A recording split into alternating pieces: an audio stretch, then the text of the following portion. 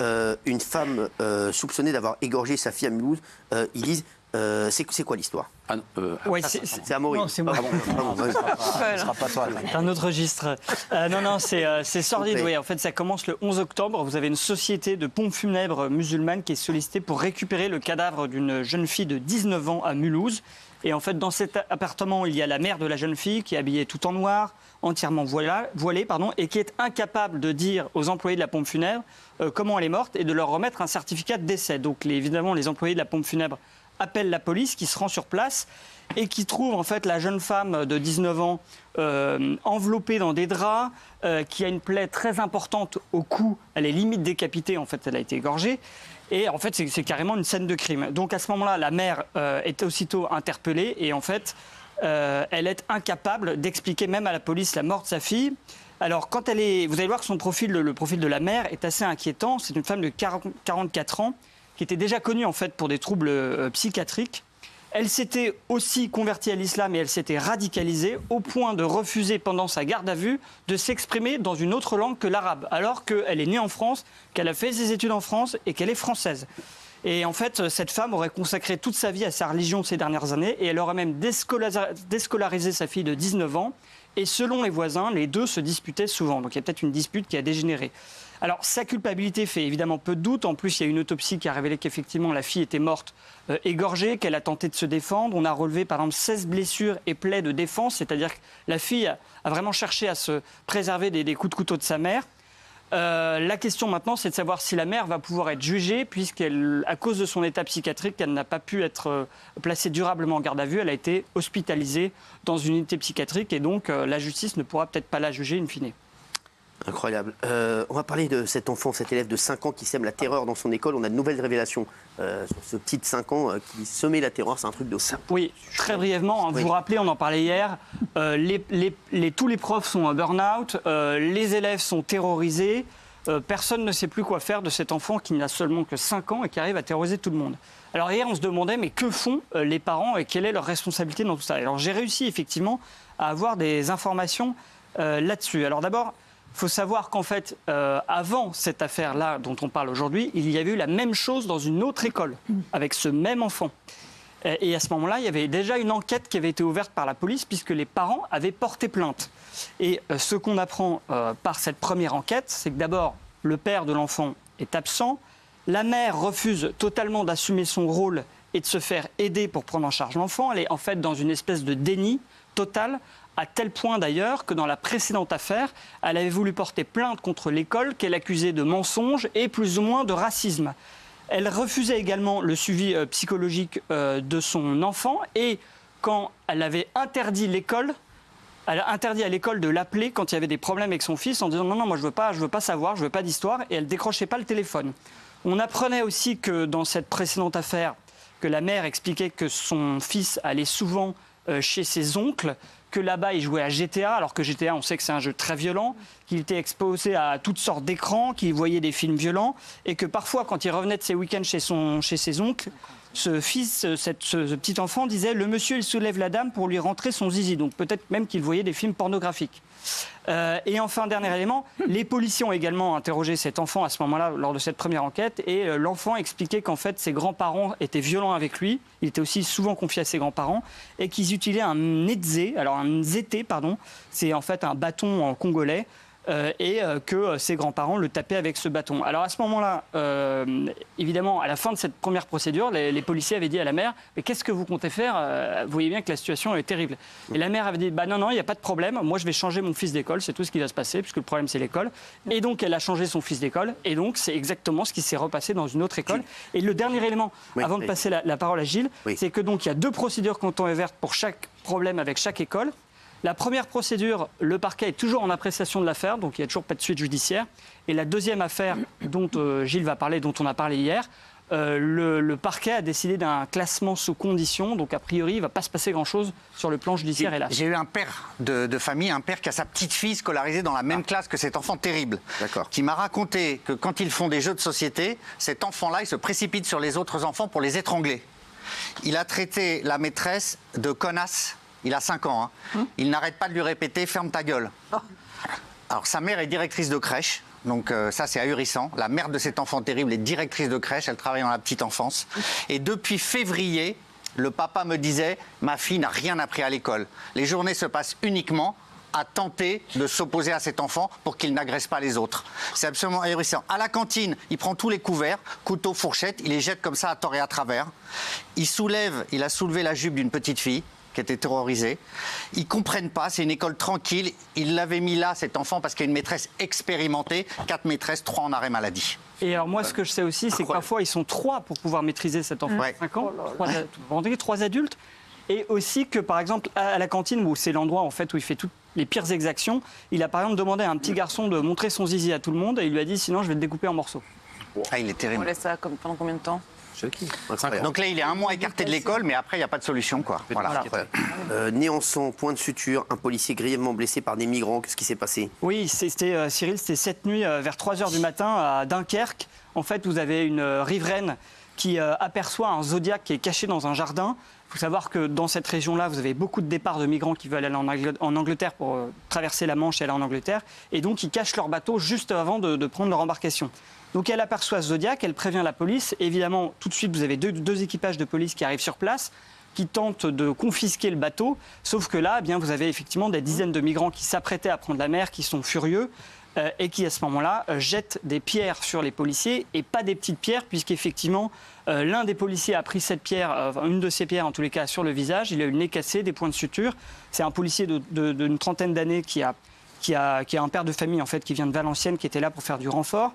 Et pour comprendre pourquoi il y a autant de violence dans cette région, puisque ça arrive régulièrement, il faut comprendre que les migrants qui sont là-bas, ils peuvent attendre des semaines, voire des mois avant de prendre la mer, que parfois ils payent très cher des passeurs pour pouvoir embarquer, et donc ils sont désespérés, ils veulent à tout prix monter dans ces bateaux, et parfois quand on les interpelle en mer par les gardes-côtes, ils sont prêts parfois à prendre des nourrissons, à les brandir au-dessus de l'eau, en disant on les lâche si vous ne laissez pas continuer à aller en Angleterre. À côté de ça, en face, vous avez les policiers qui, eux, à la fois sont payés en fait par l'Angleterre, qui nous versent de l'argent pour qu'on empêche ces gens de partir en Angleterre, et qui font aussi ça, qui les empêchent de partir pour pas qu'ils se noient, parce que par exemple là, hier soir, à nouveau, vous avez une embarcation avec 65 migrants qui a échoué, et on a retrouvé le cadavre d'un nourrisson ce matin.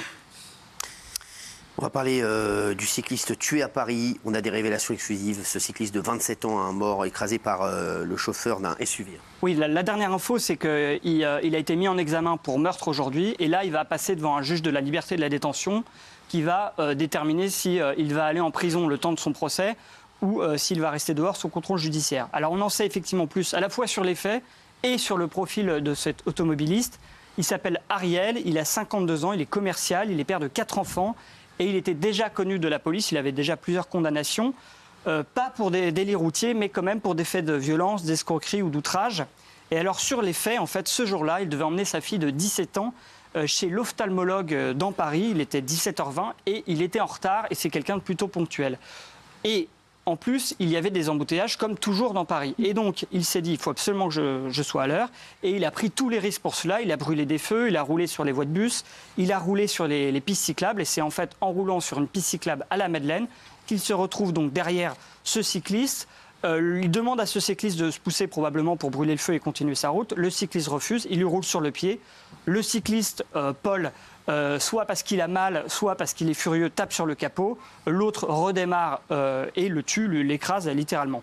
Alors, lors de ses gardes à vue, lui a dit que c'était un accident, hein, le chauffeur. Il a dit que c'était pas volontaire. Il a dit qu'en fait, il a même un peu retourné l'accusation en disant que le cycliste s'était montré tellement véhément qu'il avait eu peur pour sa fille et pour lui. Et donc, il a voulu prendre la fuite et qu'il lui avait roulé dessus comme ça.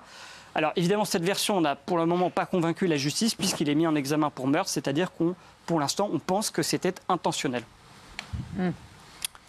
Ça, c'est incroyable cette histoire. Vous vous rendez compte? Non, mais je pensais à ça tout à l'heure. Je me disais, tu te rendais compte comme une vie, deux vies basculent en une fraction de seconde. Non, mais vraiment, parce que 2 vies, c'est incroyable. 2 vies qui basculent. Non, mais c'est grave. 2 vies, 2 familles qui basculent en une fraction de seconde. Une petite fille qui va vivre des moments très très compliqués. C'est incroyable. La vie est folle. Non mais je vous dis, c'est fou parce que c'est vraiment, on se rend pas compte. Il faut vraiment, je le dis à chaque fois, je vous dis, il y a tellement de drames. Là vraiment, c'est un truc de fou.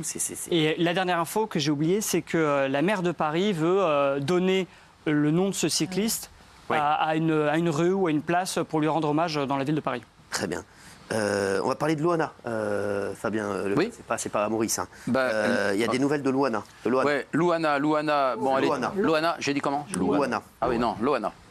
Loana, en fait, on avait des nouvelles d'elle en début d'année, puisqu'elle était venue ici dans cette émission pour parler de son traumatisme crânien dont elle était victime et de son viol, évidemment, puis après d'une agression dans le hall de son immeuble. Puis depuis, on avait perdu un peu sa trace là, depuis 4-5 mois. Et puis là, elle vient de refaire parler d'elle parce qu'en fait, cette semaine, elle occupe encore un appartement à Nice. Et je pense que ça ne va pas durer très longtemps parce qu'il y a encore la trêve hivernale, mais à partir de mars-avril, je pense qu'elle sera expulsée parce qu'elle n'a plus de revenus, elle n'a plus forcément les moyens de payer un appartement. Et donc c'est très compliqué pour elle, donc elle est très angoissée, très dépressive pour ça et on peut la comprendre. Donc voilà les dernières nouvelles qu'on a de Loana. Gilles. Et ce qui est très inquiétant aussi, c'est que ses amis proches, on pense notamment à Laurent Amar ou à Eril Preyer, le chanteur, n'ont aucune nouvelle. Ils envoient des SMS, ils appellent, ça fait plusieurs semaines. D'habitude, c'est parmi les plus proches et elle leur répondait, même de manière lapidaire par SMS. Là, il n'y a rien. Silence radio. Donc, il y a une grosse inquiétude autour de Loana. On espère de tout cœur. Voilà, exactement. Si elle veut me contacter, bien sûr. Exactement. Qu'elle donne des signes de vie positifs. Sa dernière activité, c'est qu'elle a participé à la série Culte. Elle a été impliquée de près au scénario. Elle était co-auteur, ouais. Merci. Mbappé, on va revenir sur l'affaire Mbappé puisque ça rebondit encore, Gilles Verdez, comme tous les jours. Hein. Il y a énormément de choses aujourd'hui autour d'Mbappé. Alors, la nouvelle positive pour lui, c'est que son club, le Real Madrid, le soutient. Ouais. Voilà. Il a été élu d'ailleurs joueur du mois. Il a fait une petite publication Instagram. Voilà. Donc, il s'est félicité de ça. Alors, son club le soutient par la voix de son entraîneur, Carlo Ancelotti, qui n'a pas voulu commenter l'affaire, qui dit c'est des spéculations, mais il va bien. Je ne m'intéresse pas au lieu où les joueurs vont en repos. Moi-même, j'étais en repos à Londres. Il n'y a pas d'agence de voyage qui gère les joueurs au Real Madrid. Ils font ce qu'ils veulent. Le journal d'équipe a reconstitué le trajet en avion de Kylian Mbappé. Lui et ses proches ont emprunté un Legacy 550. C'est un jet. On a les photos du jet. Voilà. C'est un avion de 8 places de la compagnie maltaise. Alors, c'est pas une compagnie maltaise. C'est de Luxe Aviation qui est une société qui loue des avions. Exactement. Voilà. C'est la première compagnie d'aviation d'affaires d'Europe. Hein, voilà. Et donc l'intérieur, donc c'est un Legacy 550. Donc c'est à 8 places. Oui, 8 places dans l'avion, absolument. Qui est parti de Madrid pour Stockholm, le 9 à 14h17. Voilà. Donc ça, c'est le départ pour Stockholm. L'avion arrive à Stockholm et le journal L'Équipe a reconstitué l'ensemble du trajet. C'est-à-dire, ils ont même mis les horaires. Ils ont même mis les horaires. Voilà. Alors le vol. C'est estimé à 100 000 euros. 100 000 euros. Aller-retour. Hein. Aller-retour en comptant 15 heures de vol, plus l'immobilisation sur la piste. Voilà, du 9, c'est-à-dire jusqu'au lundi, où Mbappé qui fait donc Stockholm, la Corse, puis la Corse, le Bourget, et repart pour s'entraîner à Madrid le lundi. Tout ça est estimé à 100 000 euros. Exactement. On va ajouter à cette somme, pour connaître le prix du séjour global, 43 000 euros révélés par la presse suédoise. 43 000 euros, c'est la location de la salle de la boîte levée, privatisée, cette salle. Moi, juste la question que je me pose. Il fait ce qu'il veut de son argent. Oui. Désolé, parce que moi, il y a des mecs qui font une enquête, excusez-moi, quel rapport avec le sujet? Il y a Mbappé, s'il a envie de faire une soirée à 1 million d'euros, il fait ce qu'il veut en fait, c'est son argent, il a volé à personne. Voilà, donc non, mais c'est ça qui me dérange, mon frère. C'est parce qu'on essaye de savoir combien ça a coûté, ce qui s'est passé, tout est décomposé. Oui, bien sûr. Mais voilà. Mais ça choque, voilà, en fait. Ça choque personne. Et par rapport à. Il fait ce qu'il veut, voilà. C'est bizarre. Il serait parti en train, j'aurais trouvé ça bizarre. C'est normal qu'il parte en jet. C'est une très bonne intervention. D'ailleurs, par rapport à son salaire, puisque cette semaine, il y a eu les révélations des salaires des joueurs les plus payés, il est à 90 millions de cinquième, 90 millions de dollars par an. Donc, c'est pas une somme folle pour lui, voilà. Mais après, on se dit, pourquoi il est parti? Est-ce qu'il était bien libre de partir? Voilà, le Real Madrid a confirmé qu'il était libre de partir, il n'y a pas de problème. Et son entraîneur dit qu'il est très bien. Son entraîneur veut même le titulariser samedi soir. Oui, voilà. Oui, ça c'est le reste. Ça c'est le reste. Sur la fête, oui. Voilà. Alors sur la fête, ce qu'on sait maintenant, c'est que sa défense prépare quand même la contre-attaque. Sa défense a dit nous gardons la primauté de ces explications, le cas échéant, pour la justice suédoise. Alors, ils disent qu'il n'y a aucune escort girl à la fête. Il n'y a pas d'escort girl. Les infos, elles sont là. Il y a des jeunes femmes suédoises qui sont choisies par le booker, comme on l'avait révélé, ce fameux Marco, mais qu'il n'y a pas d'escort girl, c'est-à-dire qu'il n'y a pas d'échange monétaire a priori. Elles viennent là, elles sont triées sur le volet, elles sont choisies parce qu'elles sont belles, parce qu'elles se comportent bien, mais voilà. Parce qu'elles ont envie d'y aller aussi. Parce qu'elles ont envie d'y aller, absolument, Cyril. Maintenant, ce qui va se passer, c'est que les enquêteurs suédois vont examiner la téléphonie d'Mbappé possiblement plus tard, l'auditionner et expertiser ce qui a été saisi comme objet. Il y a des vêtements de la jeune plaignante qui ont été saisis. Non mais l'info, la vraie info qu'il y a, c'est que Daniel Riolo, que j'embrasse d'ailleurs, pense que la rencontre de Kylian Mbappé avec sa partenaire a été filmée.